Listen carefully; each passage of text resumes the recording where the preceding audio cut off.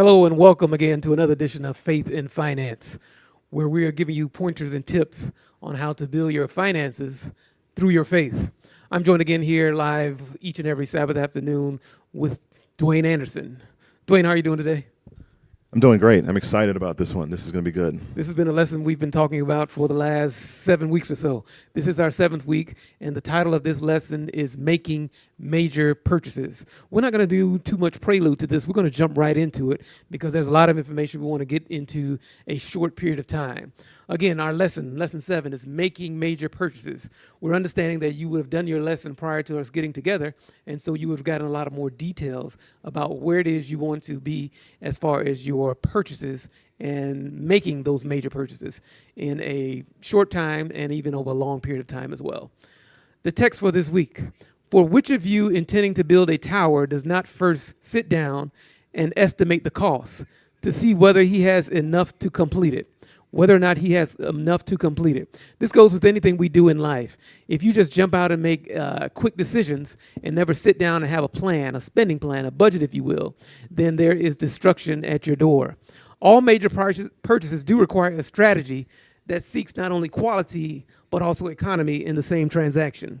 This strategy is often overlooked, though, when impulse buying is practiced. So when you're making decisions, one of the maybe sometimes considered the second major purchase is your transportation decisions. Should I purchase new or used? Our recommendation is always to get a used vehicle. Used vehicles don't necessarily have to be 5 years old. The recommendation is about a 2 to 3 year used vehicle. But dealers must sell a certain number of cars each month to maintain their business and ordering status from the manufacturer. So don't assume at the end of a month is an ideal time to shop. That's been some of the theories before. But take your time. Here's an advice. Take your time and visit at the beginning of the month and visit every week that month, looking at the same vehicle, and negotiate down on that vehicle each week. And when the salesperson, needs to hit a quota or unit bonus, then that person will call you. So you hate to get into a point where you have to buy a car. Then there's no planning. Then you're forced to almost make a decision without much homework being done.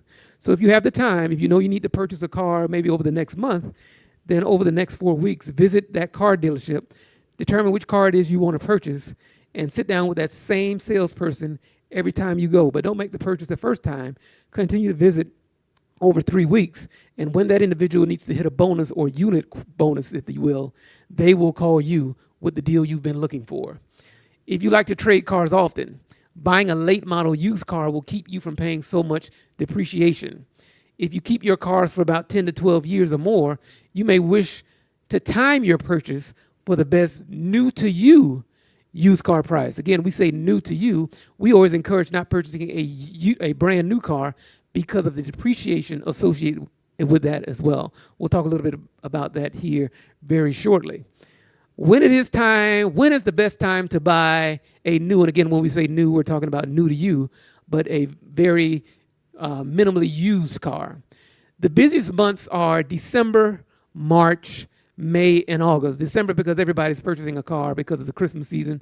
March is right around the time that you get your tax checks, and May, everybody's getting out of school. August, everybody's going back to school. So there's not usually any incentives offered when everyone is buying. February is traditionally known to be the slowest month and an ideal month to buy a car. But you still have to do your homework and still go prepared. What about buying that used car? The average used car in the U.S. sells for about $21,000. The value, however, of a new vehicle can drop by more than 20%, folks, after the first 12 months of ownership. 20%. So that's why we talk about not purchasing, a new car. In 5 years, cars lose at least 60%, folks, of their initial value. 60%, Dwayne. That's a lot to lose in a 5-year span. That is a lot, and that's why new cars are pushed very often because they obviously make the dealership the most money. I really want to kind of spend a little bit of time on this part right Sure. here regarding the depreciation of a vehicle.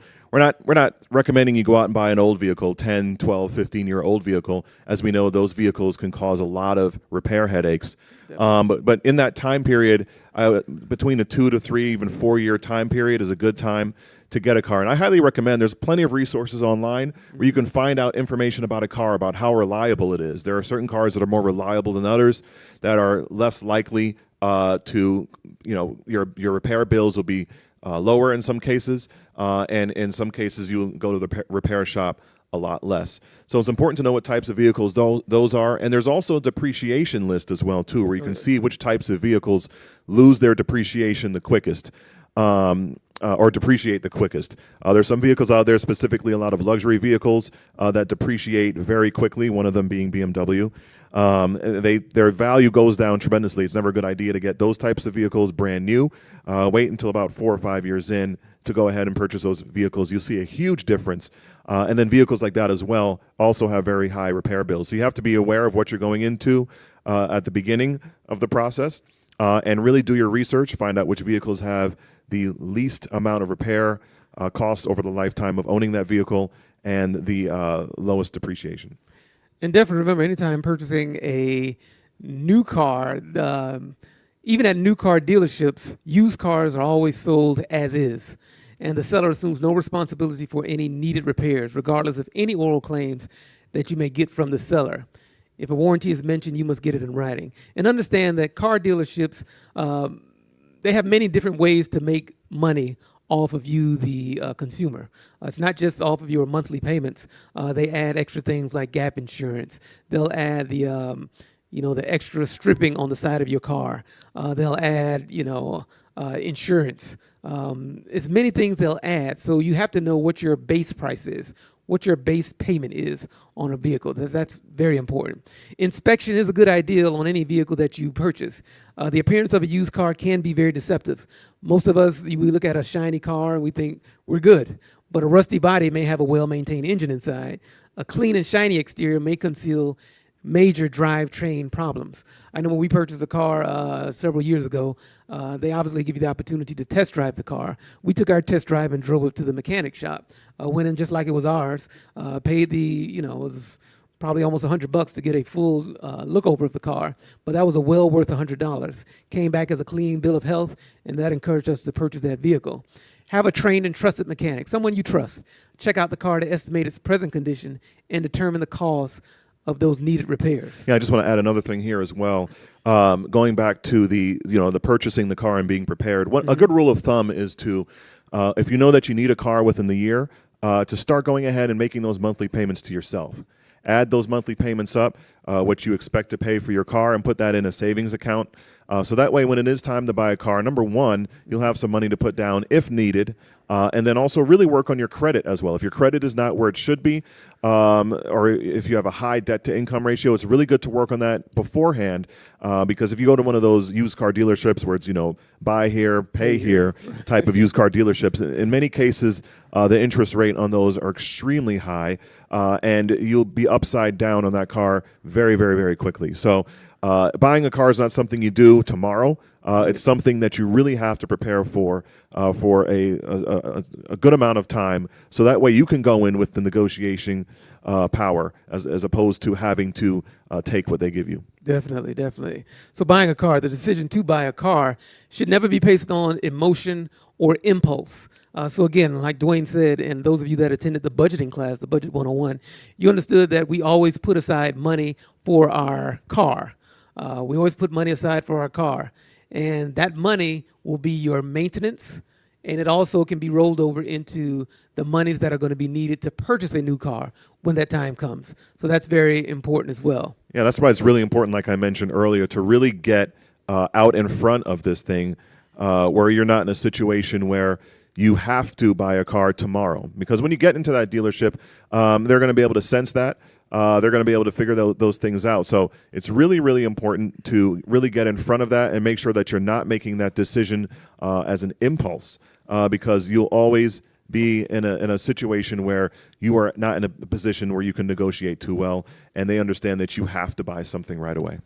All right. Once you determine through research which model car you want to purchase, which is important, you can check out all the available options, obviously, on the internet and get a ballpark estimate of what the price is you'll need to pay. And then, like Dwayne said, start putting that money aside over the next year or maybe even 2 years before you can get the purchase and be able to purchase the car you want with cash. So that's very important as well. The sticker price is printed from usually posted on the side window of the vehicle with a suggested retail price of the car as well. This information label presents the base price of the car as well as the cost of accessories and other items. The invoice price is also listed there as well. These are items you want to be familiar with as well. The dealer's costs can be researched through many different sources, not just the ones that may be found in your book, but there are many other resources out there as well. You can use the dealer cost information to negotiate a deal that is only a couple $100 over the cost. So that's important. And like I mentioned earlier, with negotiating with car dealers, there's a few things. One rule of thumb is you don't want to go to the car dealer looking like you are made of money. So dressing a certain way. Yeah, you know you have some of the best outfits, some of the best shoes, your best purse. That's not the time to wear that or don that purse or that special hat. You want to go in there looking like maybe you just woke up. So that way the individual is not looking to take advantage of you. Remember, the salesperson is a salesperson. His job is to make a living, like your job is to make a living to pay for the car you want. His living is made off of your lack of information. So be wise in how you go and how you prepare as well. To prevent confusion in determining the true price of a car the dealer is offering, do not mention a trade-in value until the cost of the car has been settled. Then ask how much the dealer is willing to pay for your old car. If the offer price is not acceptable to you, sell the old car on your own. Sell it on your own. If you go into a car dealership and they know that you have something to trade, they're going to give you the lowest possible amount in order to give you the car that you want. The best opportunity is for you to, even if you weren't even looking for a car to buy, the salespeople at a car dealership are sometimes the best people to buy a car or to buy your car, but that's only if you're not looking to purchase their car.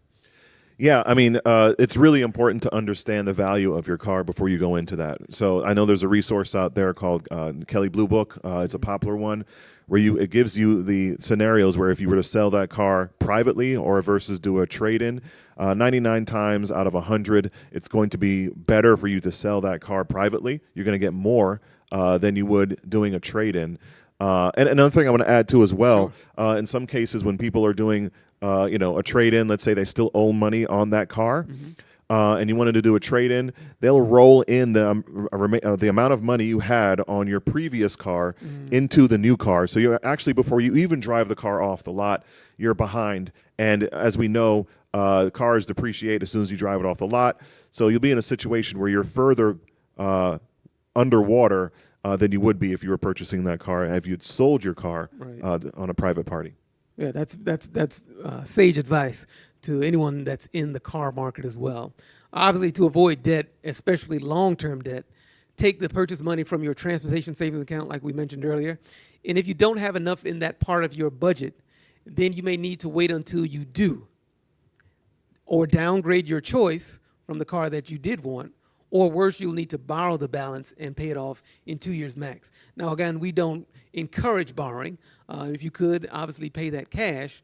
But if by all means you needed to, then you want to pay that off very quickly so you're not underwater in a loan before you even get to really enjoy the car as well. Get your own financing. Here's another point that I want to make sure you understand. Get your own financing from a bank and bring the printout instead of taking the car dealership's quote-unquote low rate or having them run the pre-approval from your bank at the dealership. You may have been approved for 3%, and the dealer says you were approved for 5.5%. That extra percentage is rewarded to the dealer in the form of a check to the dealer from the bank. And as additional interest, you'll end up paying. There's no free money that the bank is giving the car dealership. You'll end up paying that over time. But that only happens for the individual that doesn't come prepared. Get your own pre-approval, then take that information to the car dealership with you, and do not depend upon the car dealership to make the call while you're there at the dealer, to the bank. And this is a good reason why you should have a good relationship with your bank and make sure that you have very good credit, because if you do, your bank will start offering you car dealership financing, even when you don't need it. And it's good to have that in your back pocket, because when you do go to the dealership, like Orville said, their rates are, in most cases, are going to be higher. Obviously, definitely. Under ideal circumstances, when your car is paid off, we keep emphasizing this, but put that equal amount to the payment each month into your transportation savings account so you can pay cash when it's time to replace the vehicle. Very important. You've been used to paying $350 every month for the last 4 years. So don't stop when that fourth year last payment happens. Continue to put $350 aside, so when you're able and ready and needing to buy a car, it's not a hassle. You have a good lump sum of cash, or have all of the cash in order to be able to purchase a car straight out. Now, the proper maintenance extends the life of any vehicle. It is to your long-term advantage, obviously, to service and maintain your car according to the owner's manual. Consumer Reports found out that if you keep your car going for 200,000 miles in 15 years, which most people don't do anymore, you may save as much as what the car originally cost you. Again, we don't want to always be having a debt over us. So those are reasons we talk about maybe holding on to your car longer and not going from car to car to car with always having a car payment. Some people say, well, I'm just going to always have a car payment.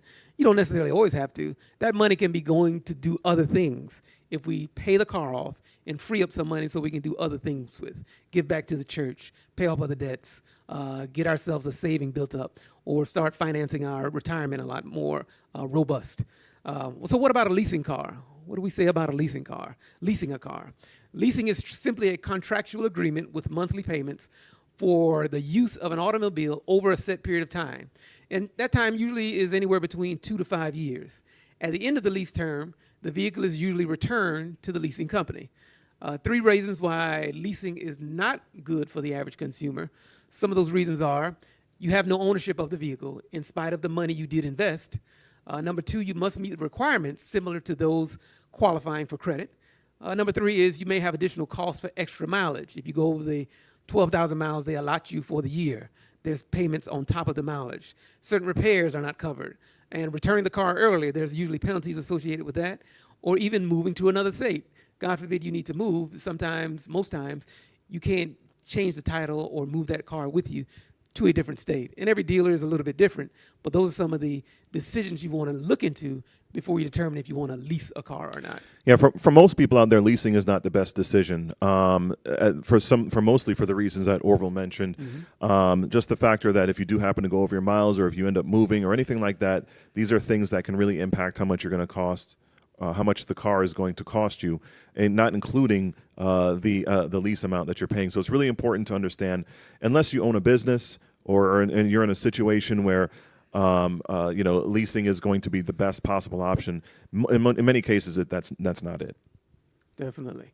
Now we're moving into another major decision. Usually, the number one largest purchase you would probably make in your lifetime, outside of those of us that may have had several $100,000 in students' loans, but that is your housing decision.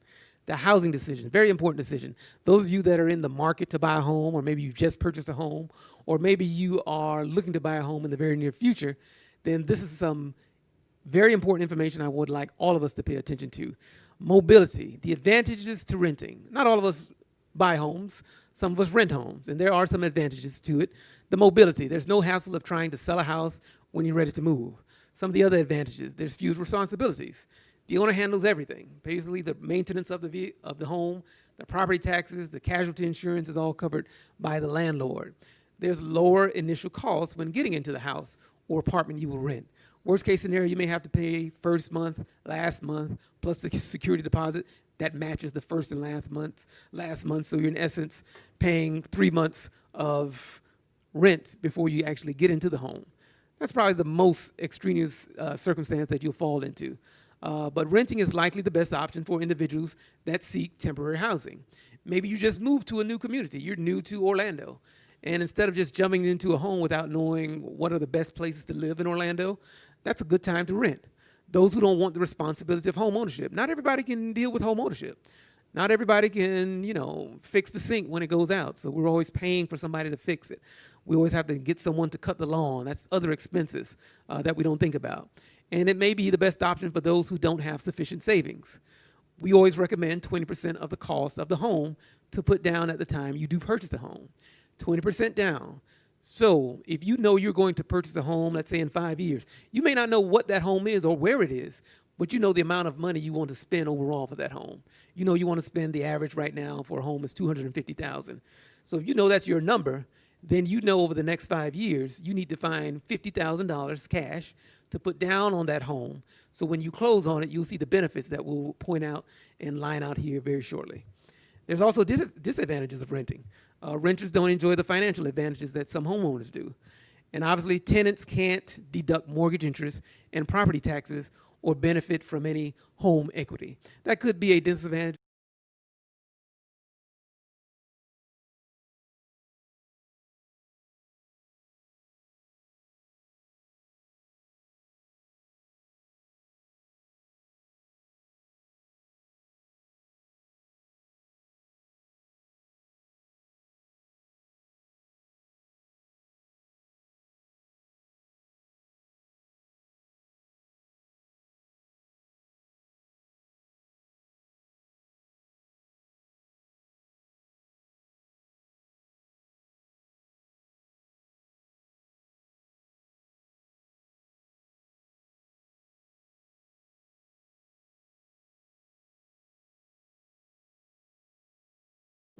They're very inexpensive, and so I think most times they're looking for you to pay cash or not have a long-term loan on those.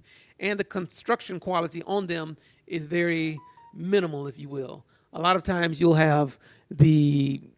anytime you'll have a hurricane or a tornado, where do the broadcasting companies usually point their cameras? To mobile homes, because they show the most damage and they make well for TV.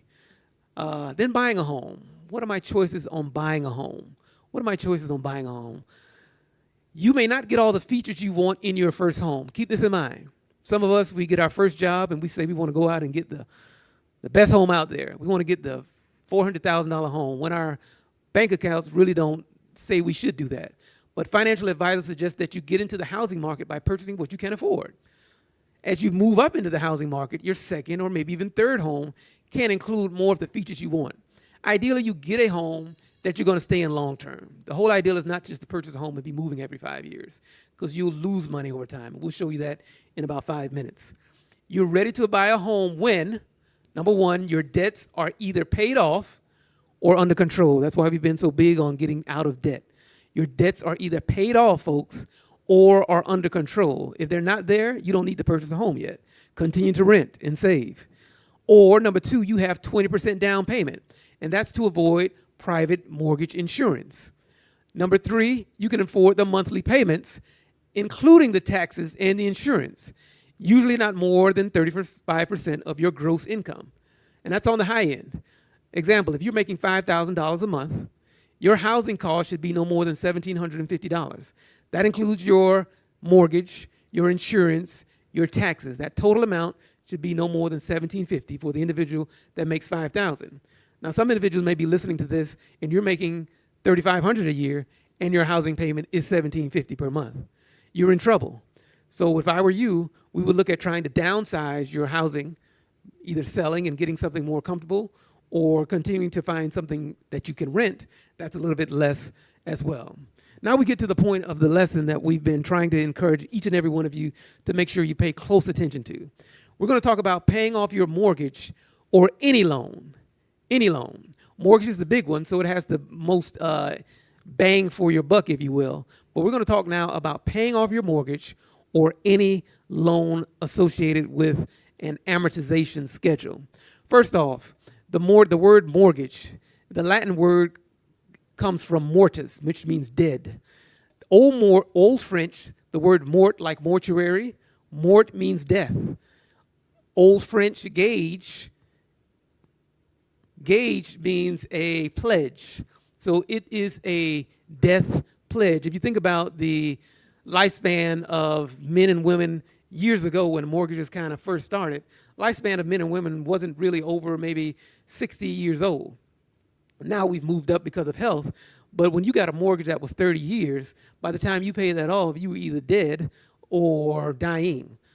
So because of the way mortgages have been set up, the only reason mortgages are so high now is because banks have the options to fund these mortgages. If the banks weren't involved, mortgages and housing prices would be a lot less than what they are.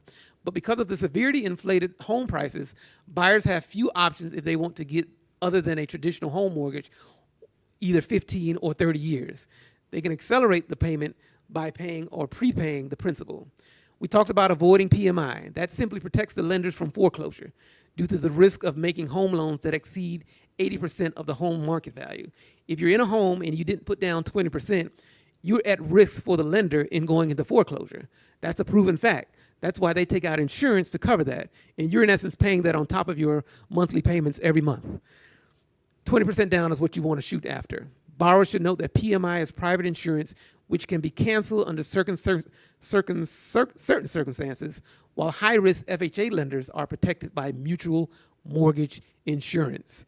The simplest way, like we talk about, to avoid PMI is to have a 20% down payment.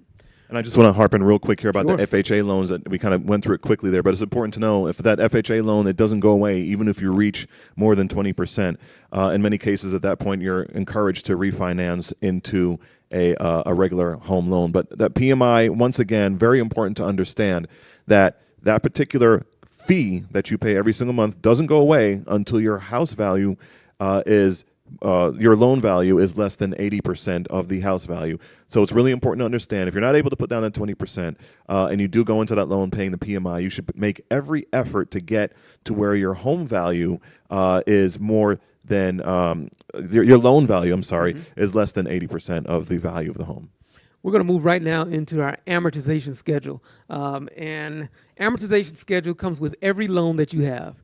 Every and any loan that you have has an amortization schedule, your car loan, your student loan, your home loan. We're going to focus here today on the home loan. If you look at the screen here, what we have on the screen is a $200,000 loan, a principal loan, at a rate of 7.5% over 30 years. That means your monthly payment, what you're paying to the bank every month, is $1,398.43. Now, we're using the one that you see on the screen here is because this is what the book uses as well. 7.5% is not an interest rate that you see much of now. Even though some of you all may have had your homes for a while, you never refinance, you may be very well sitting at a 7.5% loan right now. The market right now is about a 3.1% you can probably get a loan for right now, on a low end about 2.9 if you did 15 years or so as well. But I'm going to have Dwayne walk you through an amortization schedule. We're going to show the one on the screen, the next one, which is more kind of middle of the road. The average price of a home right now is $250,000. And the screenshot of the amortization schedule on the screen is over 30 years at a 5.5% rate, meaning that you would have purchased your home last month in August, and your first payment is due now, September of 2020. Dwayne, walk us through the amortization schedule. Sure. So if you're looking at the table that's on the screen right now, you'll notice that there's a column that says interest, one that says principal, and then one says the balance. And the balance is the loan amount. So in this particular case, you're looking at about approximately a $250,000 loan. And if we're at that 5.5% interest rate, you'll see your payments. The first month, beginning in September 2020 in this case, your first month's payment, the interest is $1,146, and your principal is only $274. Further all the way down, going through 2020 and into 2021, you'll notice that after the end of 2021, this is important to understand, this is approximately 16 months into the loan, you will have paid almost $18,000 in interest. $18,000 on your $250,000 loan. Remember what we mentioned before about interest. Interest is the payment for the right to use the loan. All right, so it's very important to understand that's money that's going to the bank. That's how they make their profit. And all of these loans are front loaded with the interest. You're going to be paying off a high amount of interest in the beginning because they want to ensure that they make their money on the loan.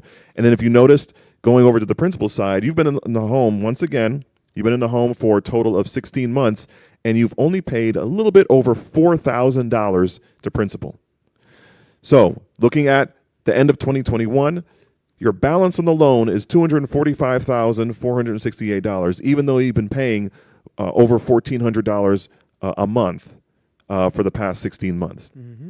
Moving further down into 2022, you'll notice that the interest goes down a little bit every single month. You'll notice that the interest slowly decreases and the principal slowly increases. And it's important to understand that this continues to happen until way further down into the loan, somewhere at the 15-year plus mark, where you're actually paying more on principal than you are on interest. This is important to understand, that if you're buying a home, especially if you don't plan on staying there for an extended period of time, you will have lost a lot of money or are paid a lot of money to interest. It really is not worth it specifically unless you're in that home for an extended period of time.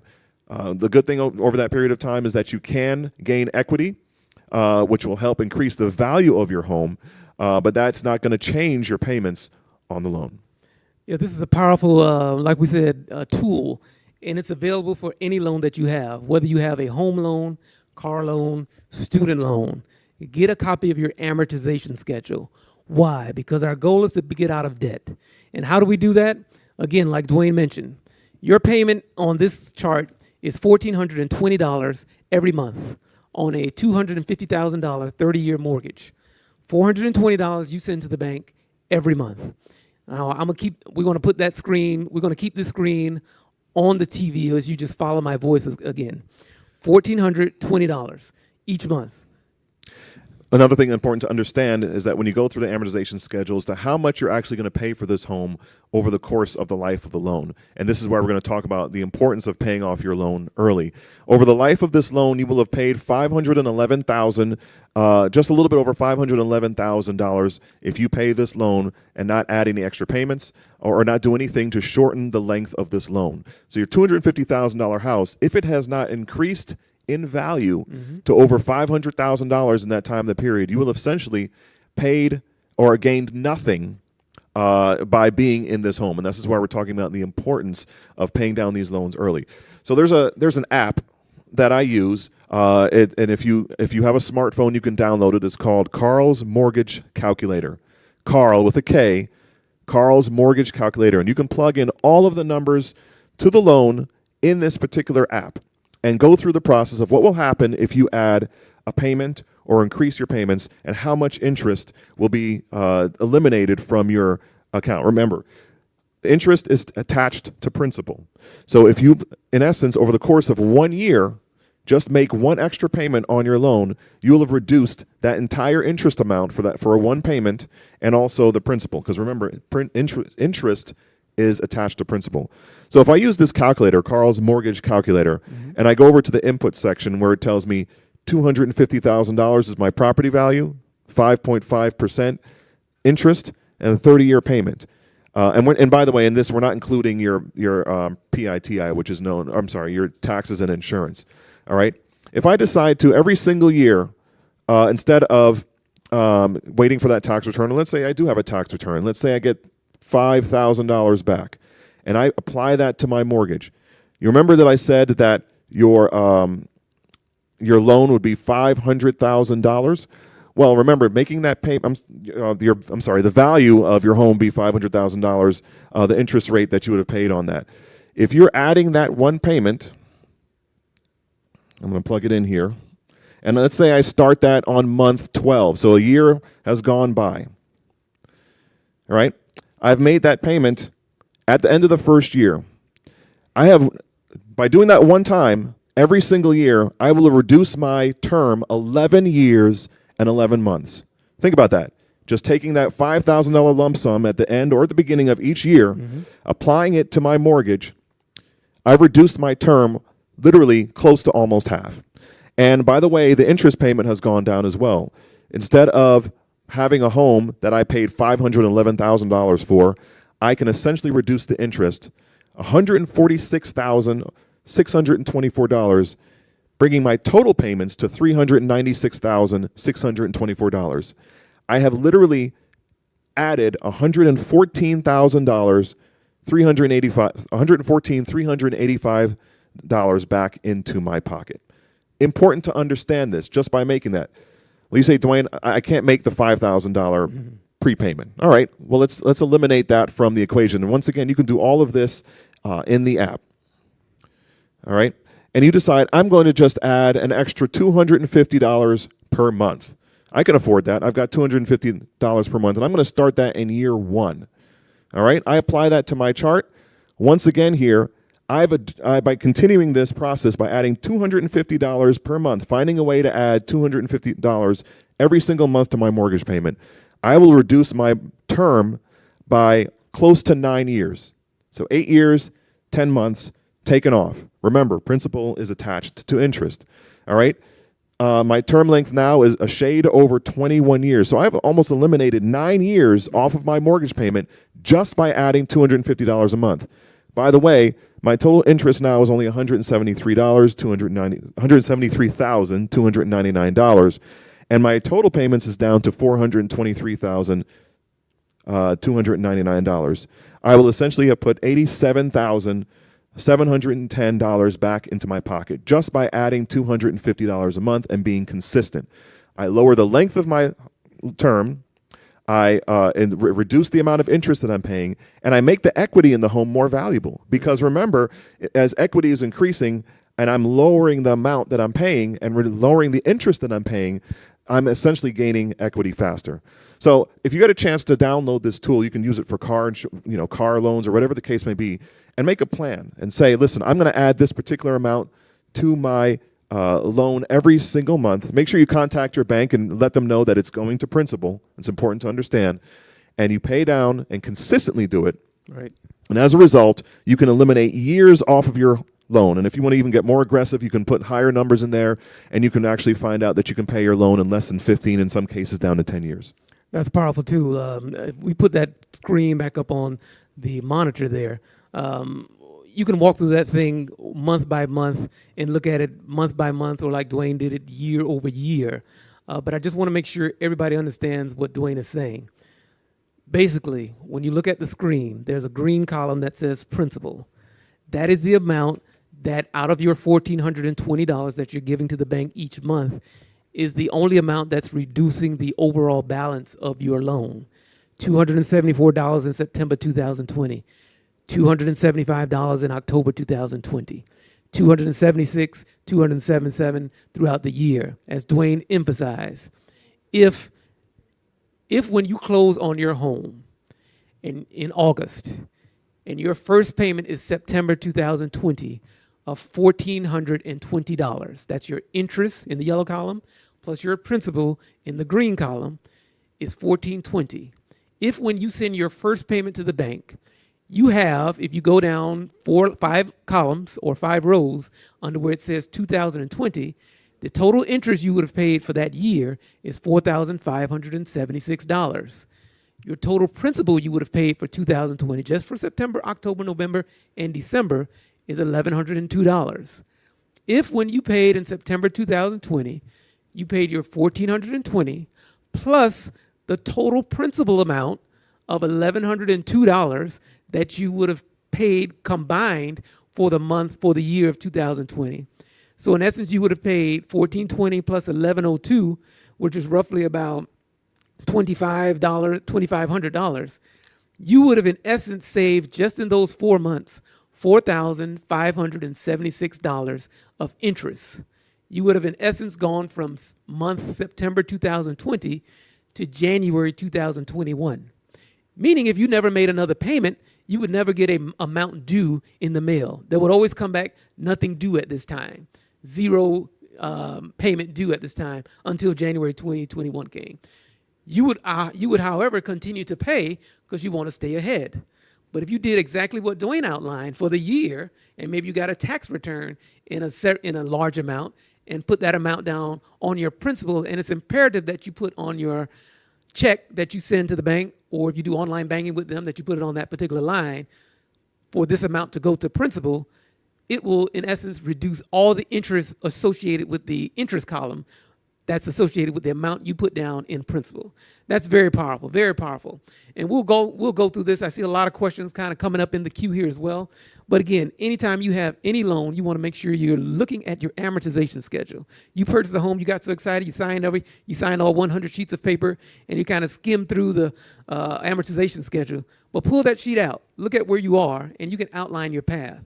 But remember, our whole lesson is teaching you how to get out of debt. This may be the last thing we focus on, but this is one of the most powerful things to show you how to get out of debt in a short period of time by using this one method. If you have a lot of other debts, then obviously we wouldn't just start here. We want to get rid of those small debts because now you have a lump sum to put together to put towards the principal each month. And we'll walk you through that as well. Yeah, and the debt snowballing or debt stacking thing that we're talking about, once again, getting those debts paid off. But let's say that you had a credit card, and you had a student loan, and you had a car loan, and they all equaled about $1,500 a month. We'll just use that as an example. And you continue to pay everything as you normally do. And you paid off all of those debts, and now here you are. The last thing remaining is your mortgage. And you apply that same amount that you were paying, the $1,500, to your loan. Imagine how quickly you can pay off that mortgage by doing what you had been already doing for the past 12, 24 months. Right. All you're doing is applying it and being aggressive with paying down your mortgage. Imagine if after every single month, the only thing you had to pay for that home was the taxes and insurance. You eliminated your mortgage. How much money do you think you can put towards investing and put towards saving, put towards going on that huge vacation that you were thinking about? You know, the decisions you make today can seriously impact the decisions or the benefits that you can get tomorrow. If you say to yourself, well, I just don't want to put that plan in place, 10 years from now, 15 years from now, God willing, you're still alive, you're going to be in the same boat that you were today, as opposed to being completely out of debt, living in a home where there's a ton of equity, not having any of these other bills that you would normally have, debt that you normally have. And you may not be a wealthy person, but guess what? You can do a lot of things that you couldn't do before because a lot of your money was not going down and paying down debt. Remember, banks, as helpful as they are, being helpful with you to get into a home or to purchase a car, remember, the longer they can keep you paying, the happier they are. Mm-hmm. They love for you to pay that 30-year mortgage. They want you to be in that thing for as long as possible. In fact, they're probably going to send you refinance letters right. 10 years into that loan. Oh, refinance now. You can lower your rate. You can get cash out. You can purchase what you want. Why do they do that? Because they want to get you, they want to keep you stayed in debt. Remember, the longer they keep you in debt, the more money they make. If they refinance you back into another loan, guess what happens to the amortization schedule?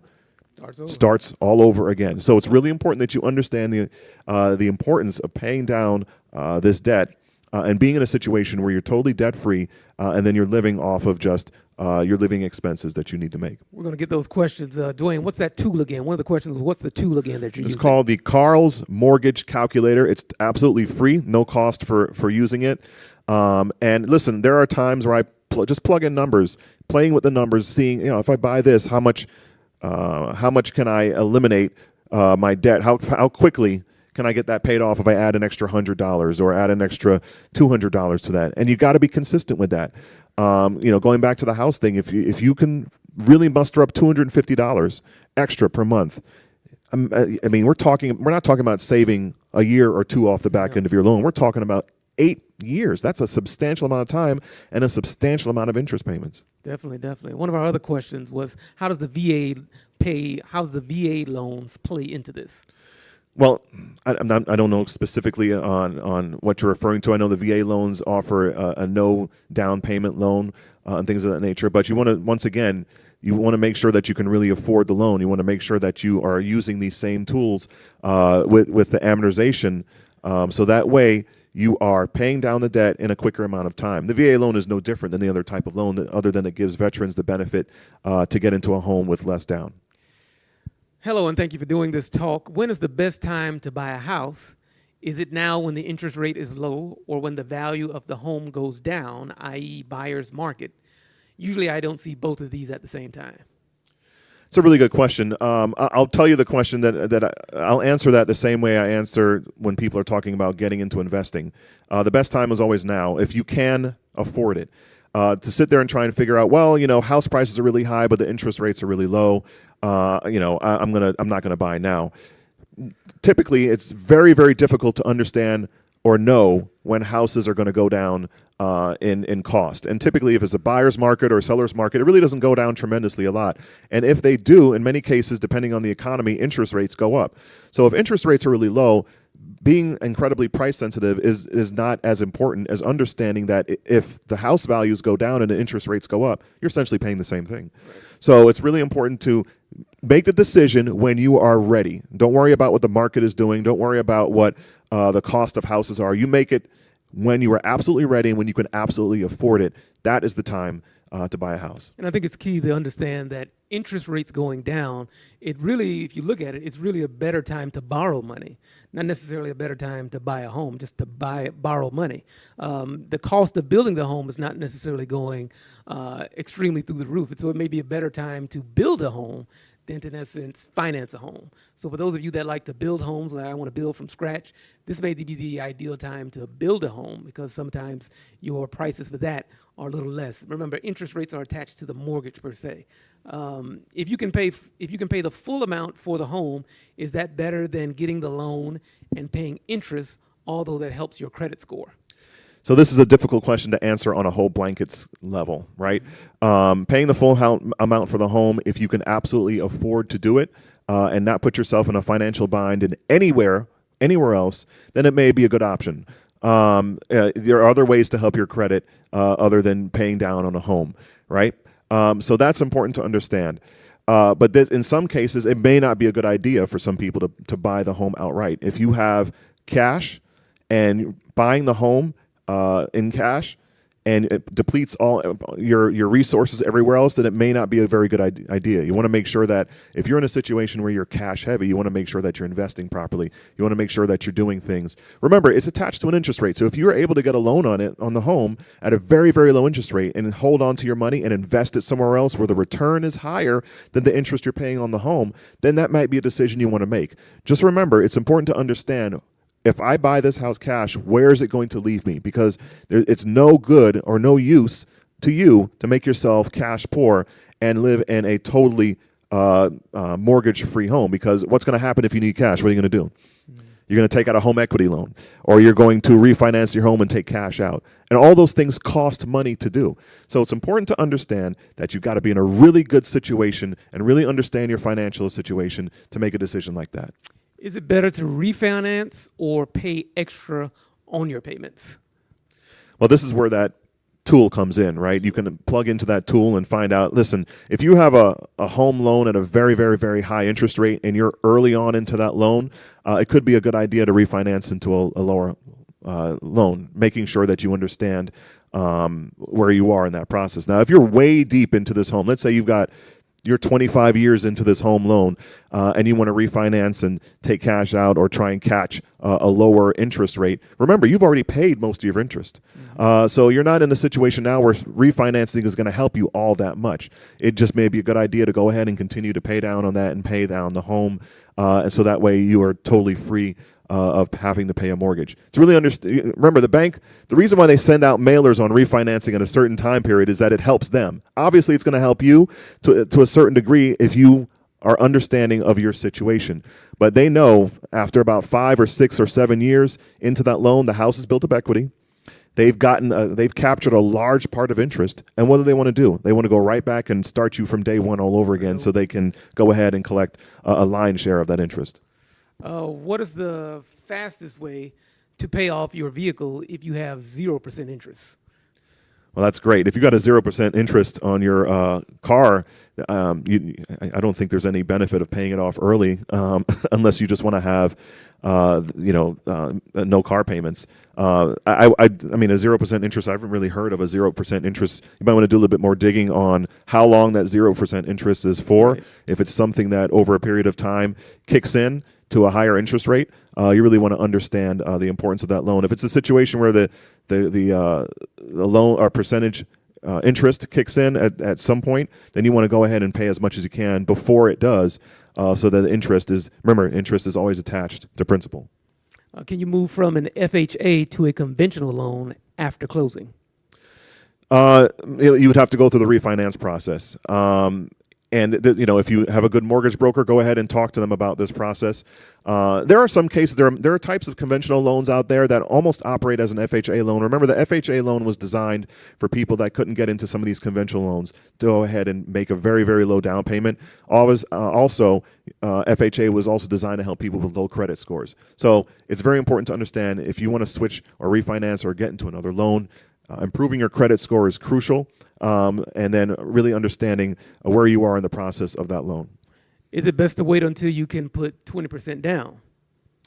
That really depends on your situation. In some cases, you can wait until you put 20% down, depending on your financial situation. It's never good to put all of your cash down to buy the home.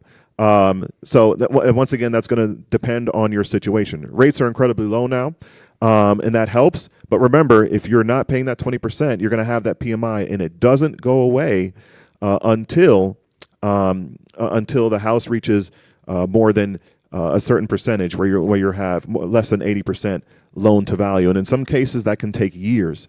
And your house can be foreclosed upon if you don't pay that interest. Yeah, that without putting the 20% down, it just increases your overall monthly payment.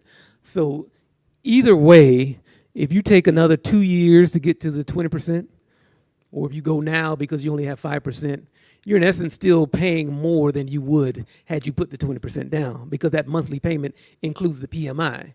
So in essence, if you would have saved $500 extra a month to get to the $20,000 or 20% that you need to put down on your home, that in essence is almost a wash, because you would have still had to be paying that in the loan amount or putting that aside for savings to get to the $20,000 or 20%. My encouragement would be to wait until you got the 20% and then look to purchase the home. Because again, you're going to be in that loan for a period of time, whether it's the 7 years that we talk about getting out of debt. And just to pinpoint that, we will be at our last meeting, which will be 5 weeks from now. We will be showing you how to get out of all your debts in 7 years or less. That includes all your debts, 7 years or less. So we'll move on with the questions. We're running out of time here. Yeah, we're running out of time. We'll take a couple more. Here's a quick one that can be answered, which says, what's a good interest rate for a home? That's really going to be dependent on how much money you're putting down. If you're willing to buy down the loan, that's called points. That can help as well.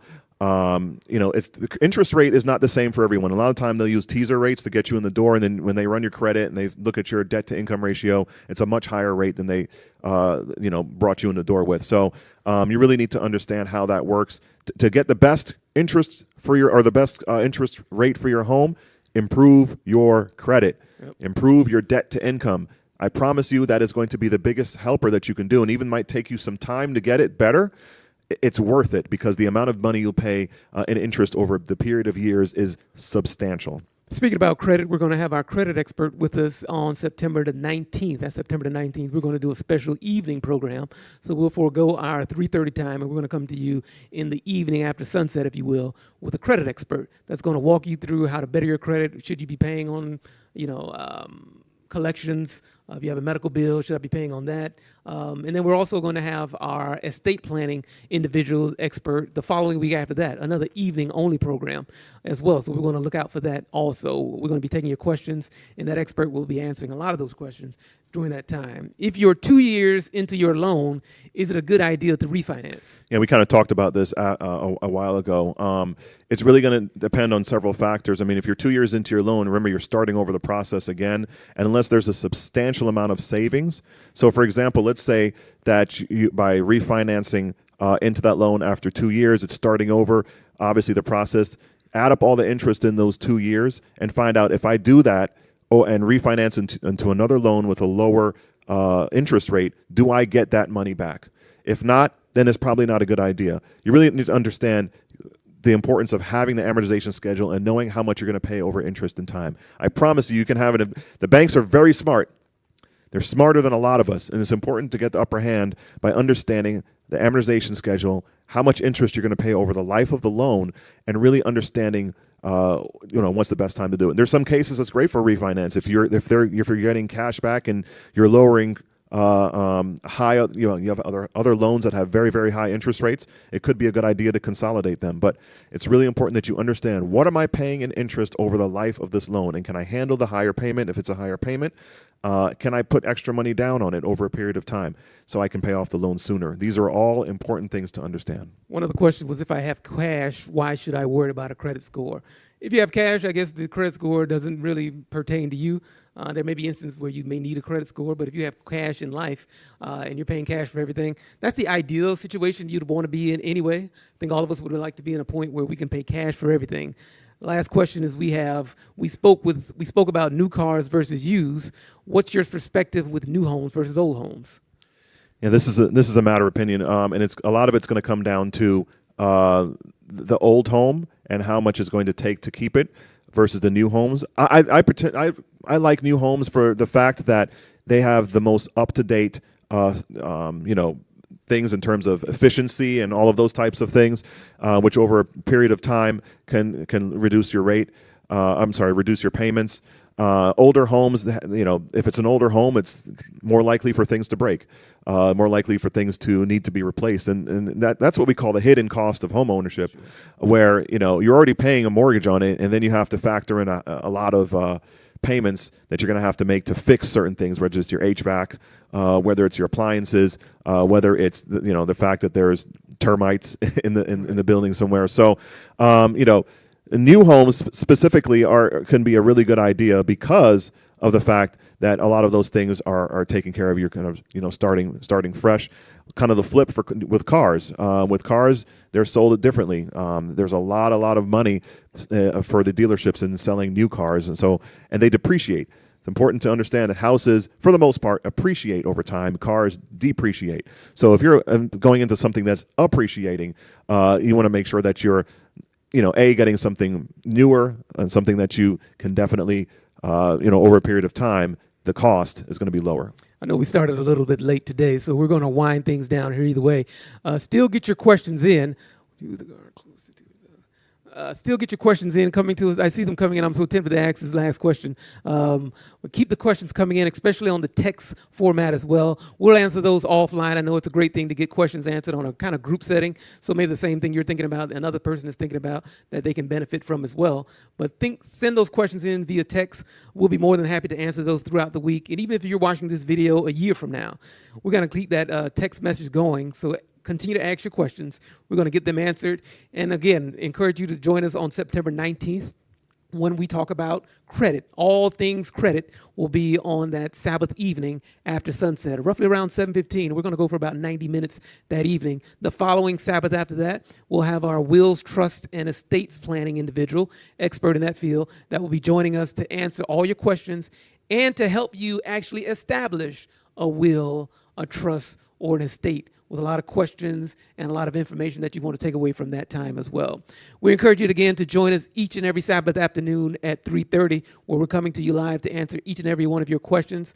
Join us here again next week when we join our panel of experts to help you continue to better your finances through your faith. God bless you.